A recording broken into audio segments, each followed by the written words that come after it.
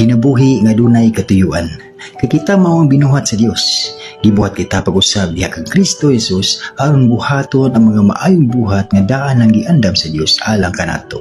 Efeso 2:10 mga igsoon. Gibuhat ka sa Dios uban ang tinud-anay nga katuyuan. Sa kalibutan nga kasagaran nagtan-aw sa kalampusan, bahandi o kahimayaan isip sukaranan sa kinabuhi. Ang Dios nagapahinumdom kanato nga ang tinuod nga kahulugan sa kinabuhi makita diha sa paglakaw uban sa iyang plano. Ang imong kinabuhi igsuon dili aksidente o sa kini ka obra maestra nga gihulma sa labawng magbubuhat. Bisan pa sa yanang ng mga adlaw adunay walay puas nga bili. Pili karon ang pagpuyo nga may katuyuan, paghigugma nga walay baylo o pag-alagad nga matinud-anon. Diha niini makita ang tinuod nga kahulugan sa kinabuhi.